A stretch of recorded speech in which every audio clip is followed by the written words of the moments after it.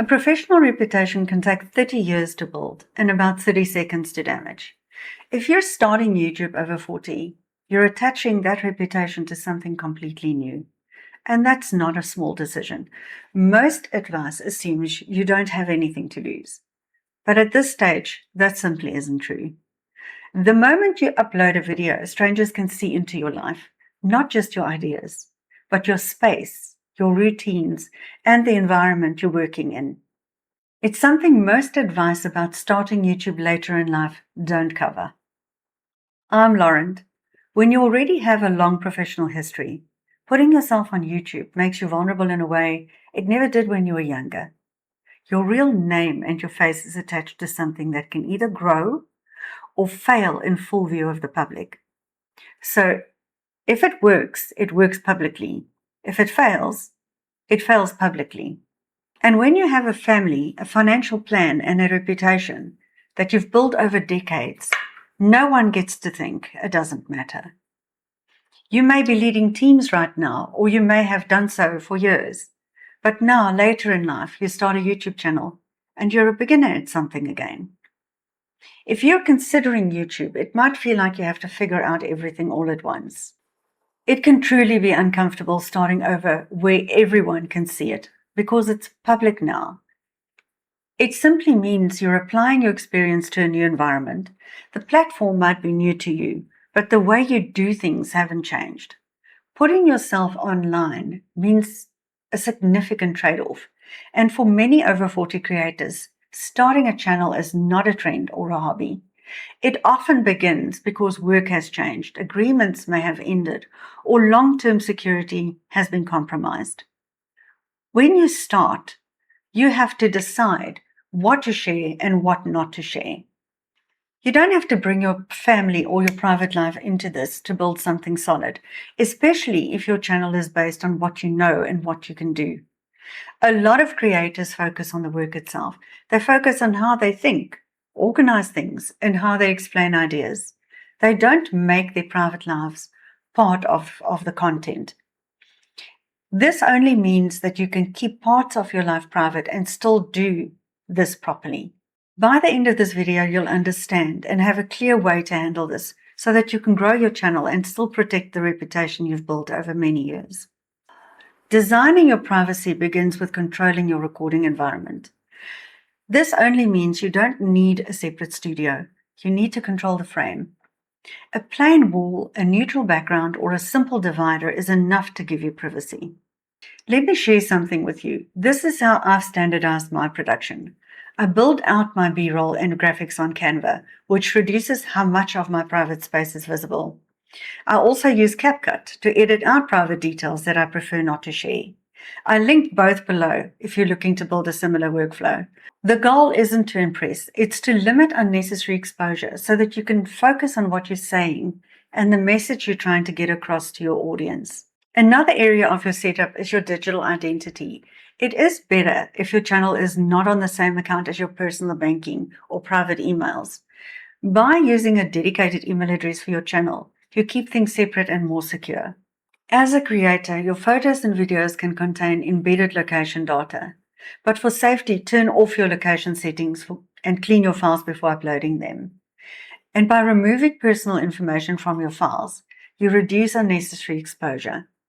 And it goes without saying, but you need to stay on top of your network security by keeping your router updated and by using a strong password. And if possible, create a separate network for your recording equipment. When these habits become part of your routine, you stop hesitating and start focusing on the work instead of worrying about exposure. Hesitation normally shows up as a delay that keeps you from finishing your scripting, editing, and recording. And so this is what it looks like. You're re-watching a video because you're not sure what can be seen. And if you're not clear on what your boundaries are, recording your videos could take more effort than it should. You may end up checking the frames constantly and second guessing whether you caught all of the data that you don't want to share. But once you define setup for privacy, that decision is already made. New creators over 40 often manage a lot at the same time. Adding extra strain on top of work, family, finances, and health just to keep up with content creation makes it harder to be consistent. If your space is set up properly and your accounts are separate, you have less to think about and it's easier to get on with the work. The YouTube setup process can feel confusing at first, especially when it seems like everything should already exist. I recorded the entire process. The link is in the description below. By removing that pressure, it makes it much easier to move forward. Another issue that often is overlooked is the file metadata stored on your computer. It can be easier than you think for someone to access that information, and that is a real concern. And the same goes for mail. To lower the risk for receiving mail for your channel, use a postbox or a virtual mailbox. It's important for your safety to remove personal information from digital files to reduce the unnecessary exposure. The admin work isn't visible, but the admin is what protects what you're building. Account security is the foundation of privacy. If your account is compromised, it is not only your public videos that are affected. Your drafts, analytics, contact details, and any other linked services can be exposed or altered. Recovering access can take time, and that interruption could slow your progress. And most people don't have time to rebuild what could have been protected. So a two-step verification is definitely the minimum standard. This means your password alone is not enough to log in. Many people still rely on SMS codes sent to their phone. While that's commonplace, it's not the strongest protection method. A safer option is to use an authentication app or a physical key. Someone would need your device in their hand to log in.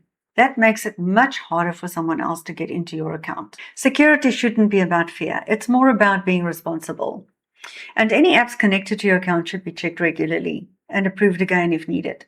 Because over time, we may have connected analytics tools, browser extensions, or other services, and it's easy to forget what we've allowed. Each extra connection adds a small amount of exposure. Even if the risk is low, remove anything you don't need at this point. If you're using a public Wi-Fi to work on your YouTube channel, you need to be careful.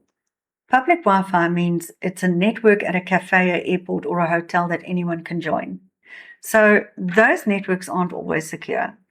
If you log into your YouTube account or upload a video on one of those, someone on the same network could potentially see the data moving between your device and the internet. You can opt in for a VPN. It's a tool that encrypts or scrambles that connection so people can't easily read it. Now, it doesn't make you anonymous, but it does add a layer of protection while you're signing into your YouTube account. When you're building a YouTube channel later in life, small habits show how seriously you take it. Using strong logins, limiting who has access, and protecting your internet connection are responsible steps. When your account is secure, you can focus on creating, but when it's not, your time goes to fixing problems.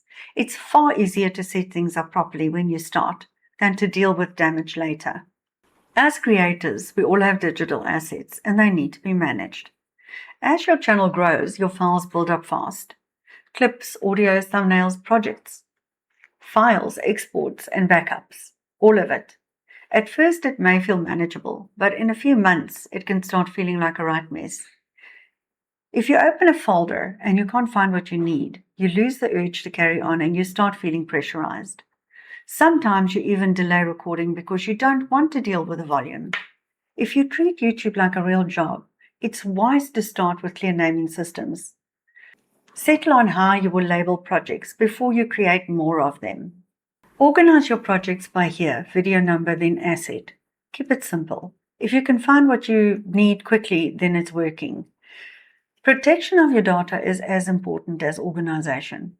And the standard backup method is called the 3-to-1 rule. Keep 3 copies of your files. Store 2 of them in different places and make sure that one of those are not on your computer. So in practice, this is what it looks like. 1 copy on your working drive, 1 on an external drive, and 1 copy backed up in the cloud. If your computer fails or a drive breaks or something gets lost, your work isn't gone. Most of us have had a drive fail or a computer crash on us, or files that just didn't save properly.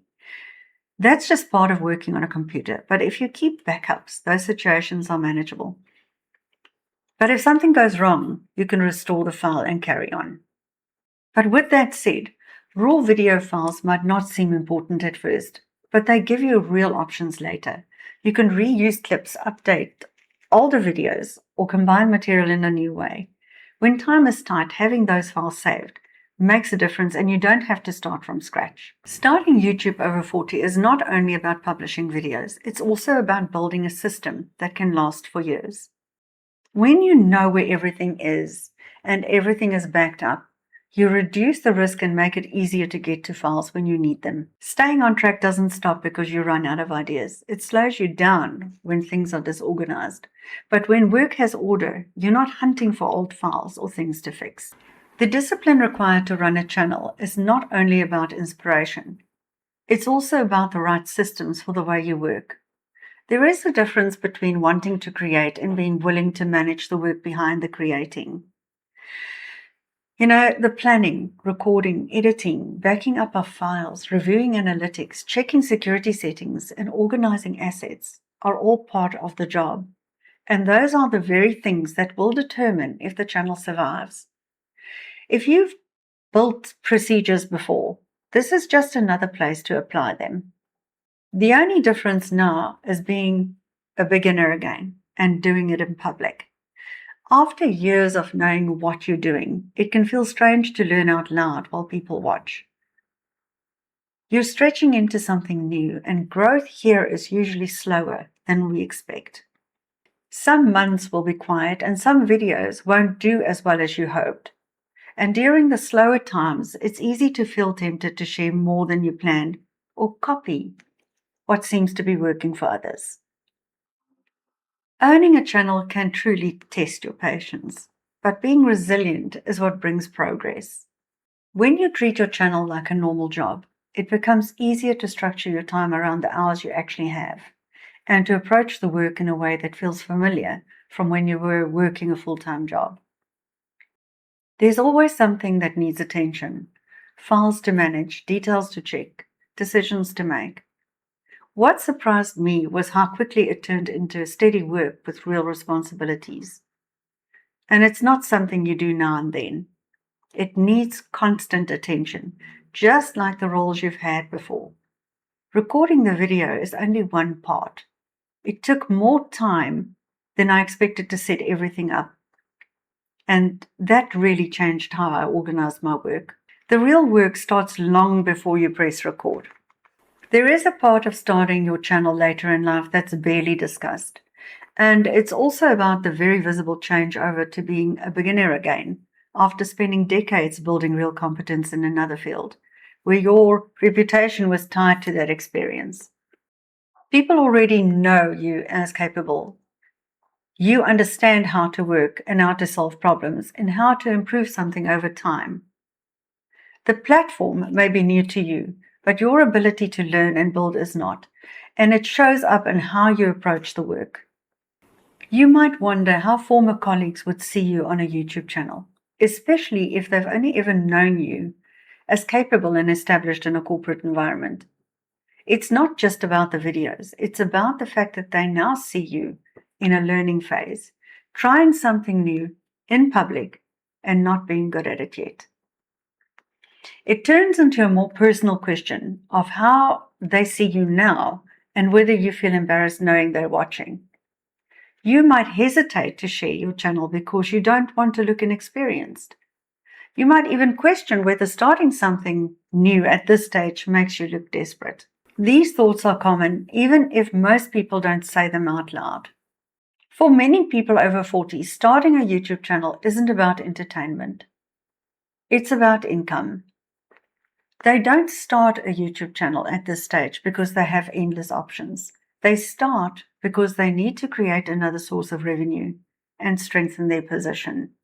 At the same time, when you're already carrying financial responsibility, starting something new like this feels really serious because you know it has to work.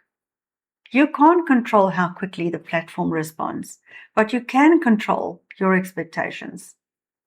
So with that in mind, some videos will gain traction, others won't. It doesn't mean you're not capable. It only means that the platform hasn't responded yet. You have to budget your energy. Starting something new, whether you're adding to a full career or stepping into it because circumstances changed, it takes a lot out of you. Some days you will have the capacity for it, other days you won't. When you recognize your limits, plan around them. Adjust what you can do and leave the rest for another day. This is how you work within a life and time you actually have. You can build something meaningful while keeping your private life private. If this way of approaching YouTube makes sense to you, subscribe and follow along. I share what it looks like to start and grow a channel over 40. If you'd like to keep going, join me and use the link on the screen for more videos.